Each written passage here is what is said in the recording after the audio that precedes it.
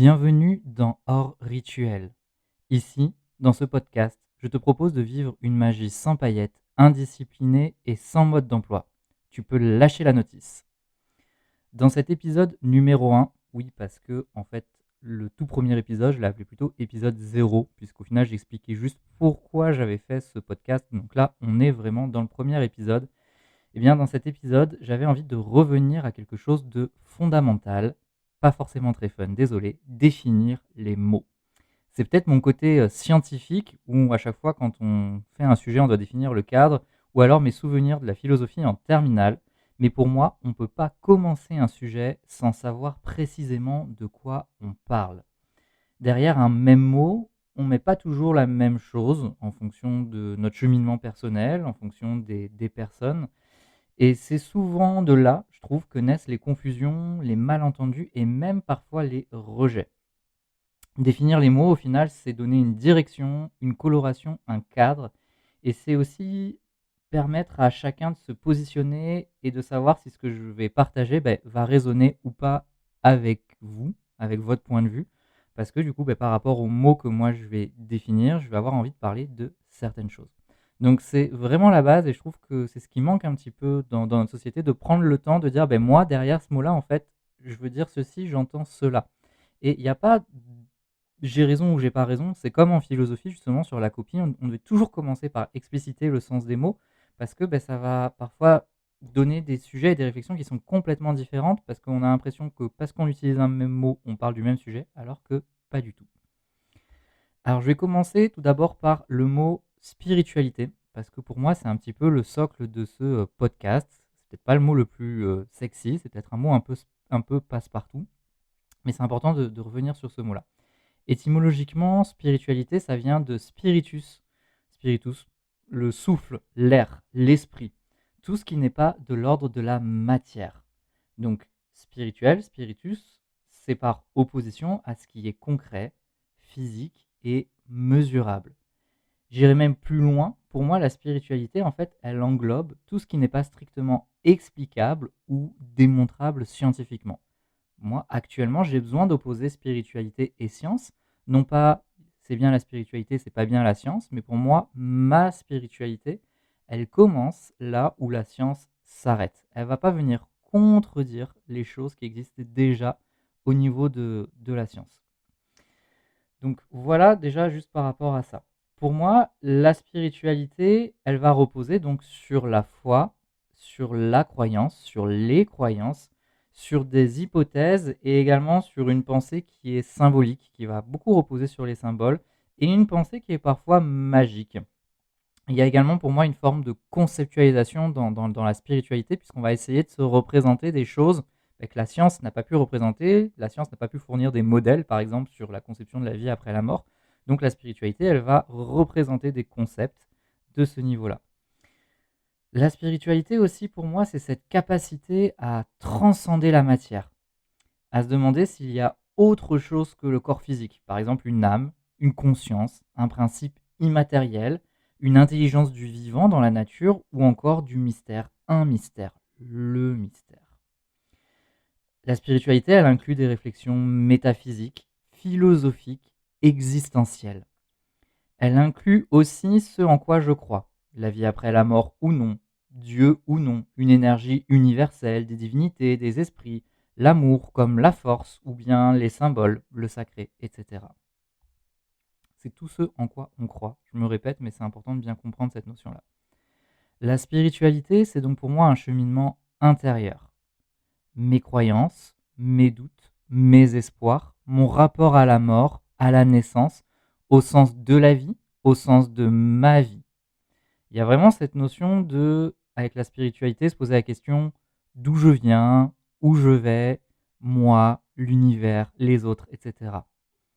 La spiritualité, c'est aussi une manière d'évoluer, de se transformer, au final de traverser un peu les étapes de vie, de vivre des prises de conscience et aussi son lot de libération émotionnelle.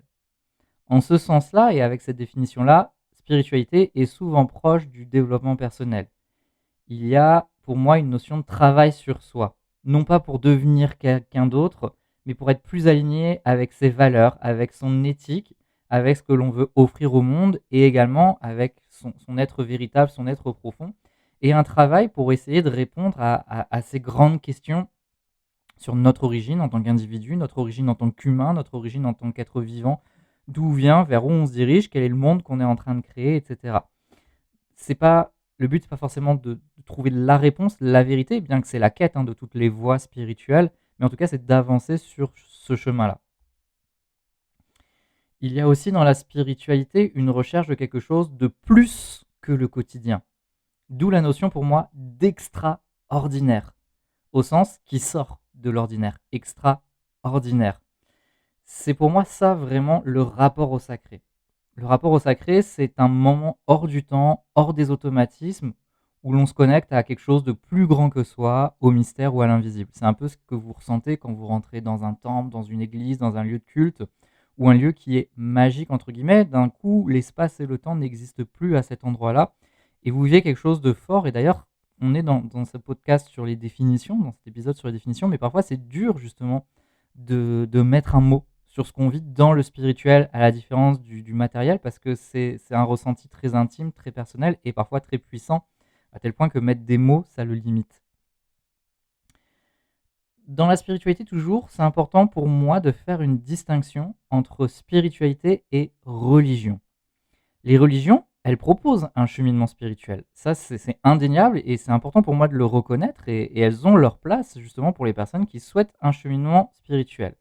Parce que quand on regarde toutes les religions, au final, elles interrogent la vie, la mort, le bien, le mal, la responsabilité humaine, comment s'améliorer, tout ça. Mais moi, je m'en détache notamment sur un point. Je ne m'en détache pas complètement, mais il y a un endroit où je me détache des religions, c'est sur la dimension dogmatique.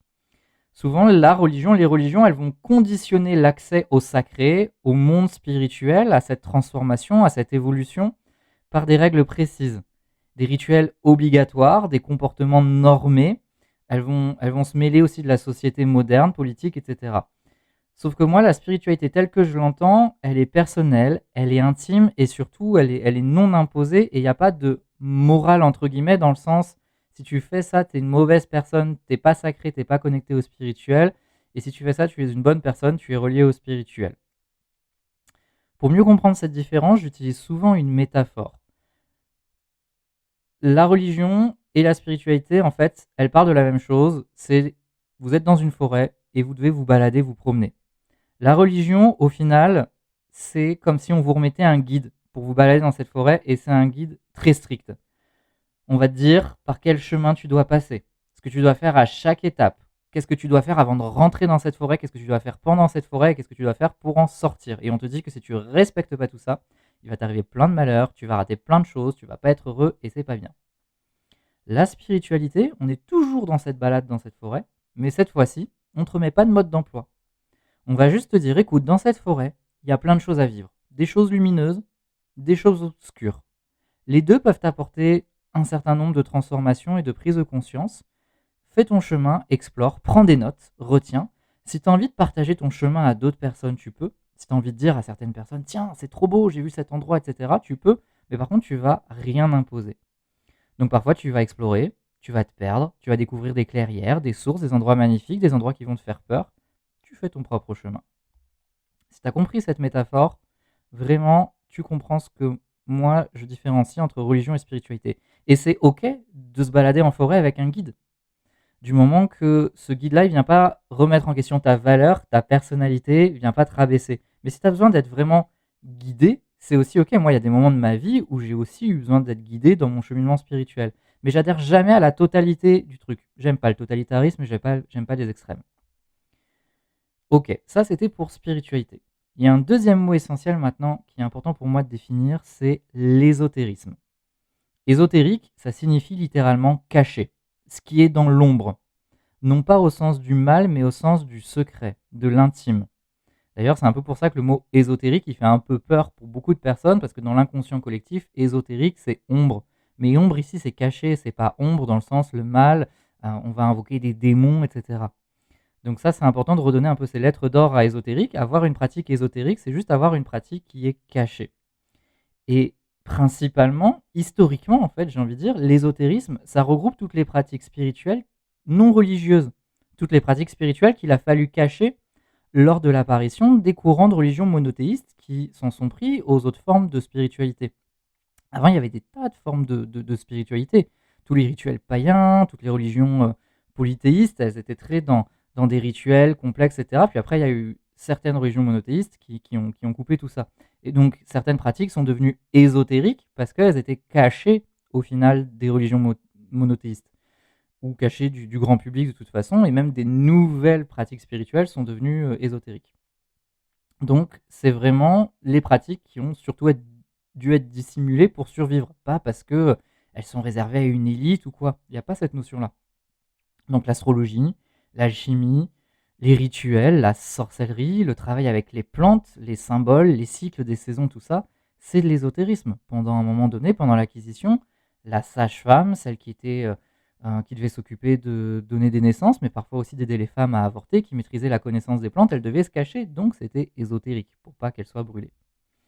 Donc l'ésotérisme, pour moi, ce sont des pratiques spirituelles personnelles, souvent vécues dans l'intimité. C'est pour ça que parfois sur les réseaux sociaux, moi j'ai du mal à partager toute ma spiritualité, tous mes rituels, parce qu'il y a quelque chose de très intime, et au final, de révéler ça, c'est donner accès au cœur de mon intimité, et certaines des pratiques spirituelles que j'ai, elles n'ont pas pour vocation à être enseignées, parce qu'elles sont hyper intimes.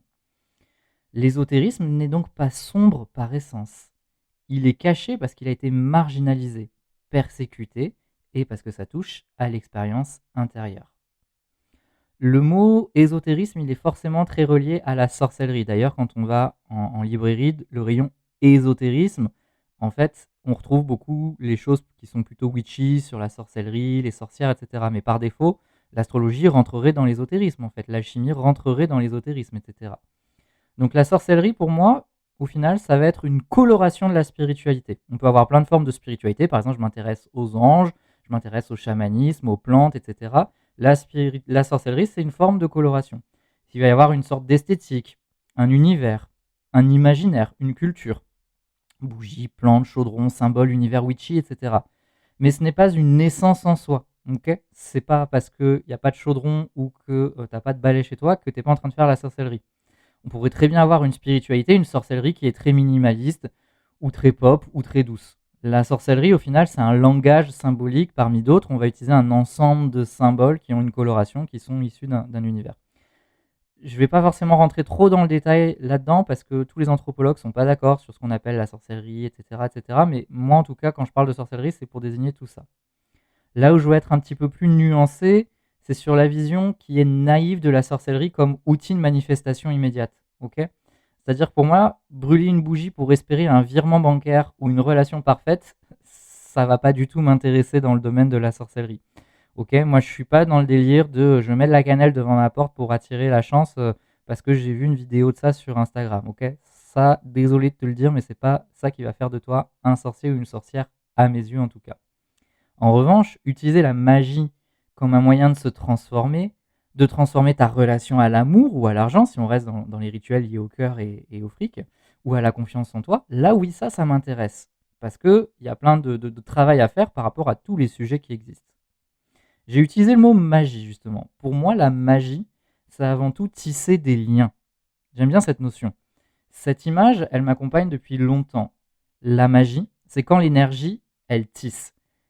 Tisser des choses en soi pour se guérir, pour réparer, pour recoudre ce qui a été abîmé à travers le temps, à travers les traumatismes, mais également tisser avec son environnement, son univers, avec des symboles, avec des forces invisibles, avec la nature, avec le cosmos. D'ailleurs, le mot symbole, il signifie relier. On en parlera plus tard, je pense, dans un autre podcast. Au final, plus on pratique la magie, plus on tisse, plus la trame des choses qui nous entourent devient solide, plus notre écosystème intérieur est riche, et plus on se sent soutenu par toutes ces forces au final invisibles avec lesquelles on a connecté en quelque sorte. C'est un peu comme dans Pokémon, il faut tous les attraper. Là, faut tous se connecter à toutes ces énergies. Cette image de tissage, là, quand je vous en parle, elle me revient très clairement lorsque je repense à une série de romans que je lisais quand j'étais adolescent. C'est Tara Duncan, si vous connaissez.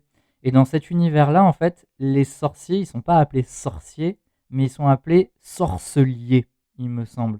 Et je trouve que ce mot, il est hyper parlant, et à l'époque, il m'avait beaucoup frappé en mode, mais ouais, c'est ça. Parce que quand on y entend en fait sort se lier. Un sort sert à lier, un sort qui se lie. Non pas lire du verbe lire, mais lier, L-I-E-R.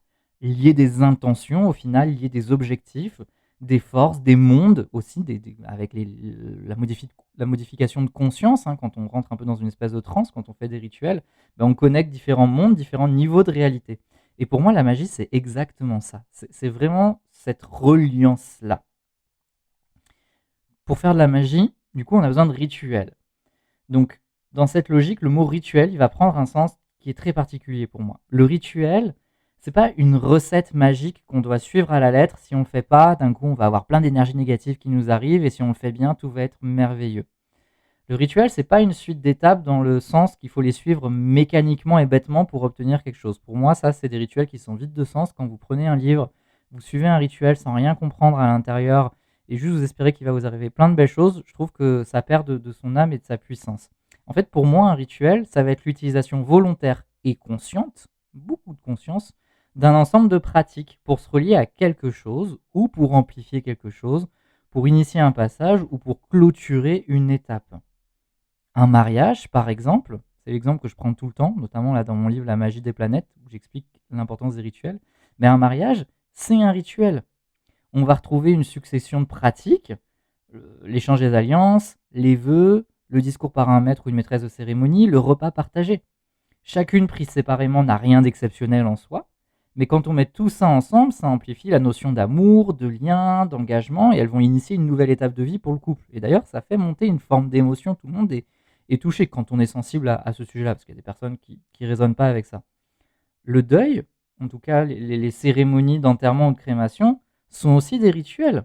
On va retrouver à l'intérieur des gestes, des paroles, des symboles qui vont permettre de dire au revoir à la personne, d'extérioriser aussi les émotions et de rendre réel quelque chose qui se vit à l'intérieur, parce que on a plein de souffrances à l'intérieur, mais c'est pas forcément palpable. Et ça va être le rôle des rituels.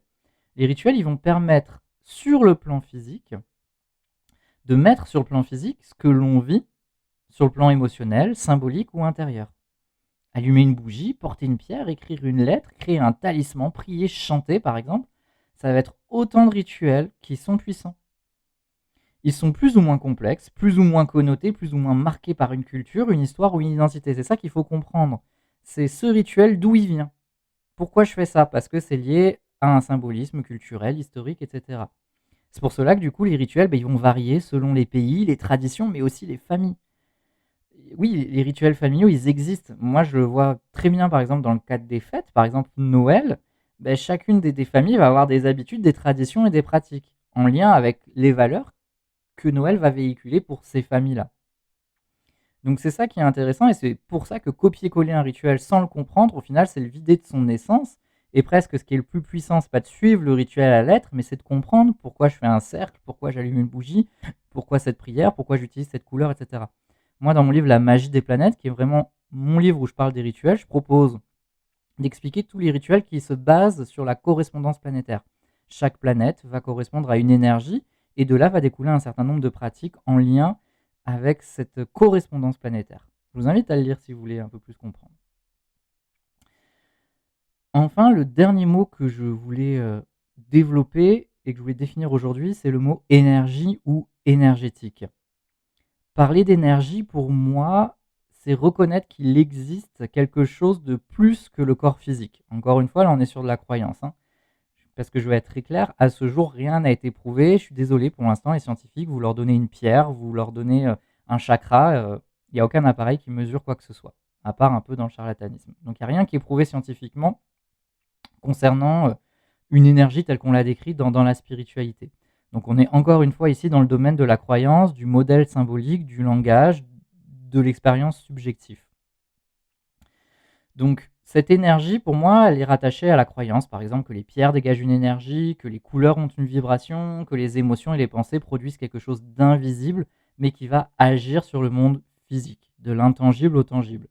L'énergétique, elle va reposer aussi sur l'idée que nous ne sommes pas seulement un corps physique, mais qu'on a un corps énergétique, avec sa propre symbolique, sa propre structure, son propre mode de fonctionnement, et que certaines personnes peuvent être sensibles à ça. Moi, j'irai même plus loin, je pense que tout le monde peut connecter l'énergétique Après, on est tous plus ou moins doués. Comme tout le monde peut faire du piano, mais ça ne veut pas dire qu'on va tous devenir des grands pianistes. Ok. Dans l'ésotérisme, la sorcellerie, la spiritualité et les rituels, on va être très sensible à cette notion d'énergie. Parce qu'on va considérer qu'elle circule, qu'elle peut être mobilisée, orientée, amplifiée. Personnellement, moi, l'énergie, je la visualise souvent comme un flux invisible qui va nous entourer et qui nous traverse. Et ce flux, eh bien, on peut apprendre à le ressentir, à le travailler symboliquement ou à le diriger. C'est ce flux énergétique qui va permettre de relier les choses entre elles, d'attirer certaines expériences, en tout cas c'est ma croyance, de transformer notre relation à nous-mêmes et de soutenir des processus de guérison intérieure. Encore une fois, je ne parle pas ici de vérité scientifique, mais d'une forme de cadre de lecture, d'un langage qui va s'opérer dans le champ de la spiritualité. Ok.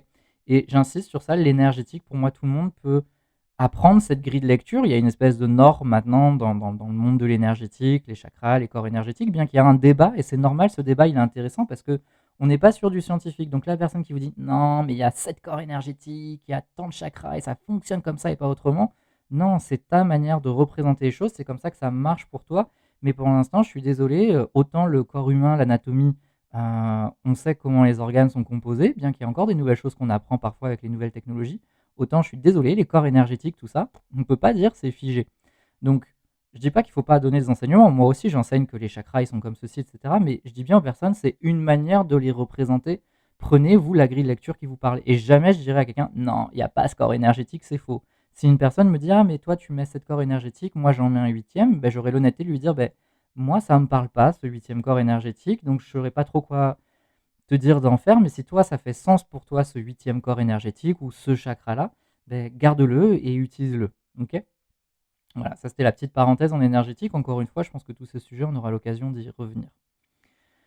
Donc si je prends le temps aujourd'hui de poser toutes ces définitions, encore une fois, c'est pas pour figer quoi que ce soit, hein. Ce sont mes définitions et c'est le cadre dans lequel je vais utiliser ces mots dans le podcast hors rituel. Donc là, hein, il ne va pas s'agir de les apprendre par cœur, ni de les considérer comme des vérités absolues, s'il vous plaît. Il s'agit simplement de savoir de quoi on parle, en tout cas de quoi je parle, et surtout d'où je pars, en fait. C'est quoi le socle commun? Et vous l'avez là, donc maintenant, toutes les fois où j'utiliserai ces différents mots, je vous invite à ce podcast-là pour mieux comprendre à quoi je fais référence.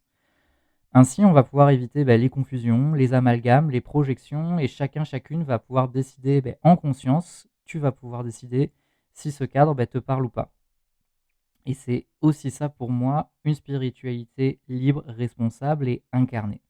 Voilà, c'était Hugo Bienvenu dans cet épisode numéro 1 officiel. Voilà ce que j'avais à te partager aujourd'hui et promis, il n'y aura pas de corrigé.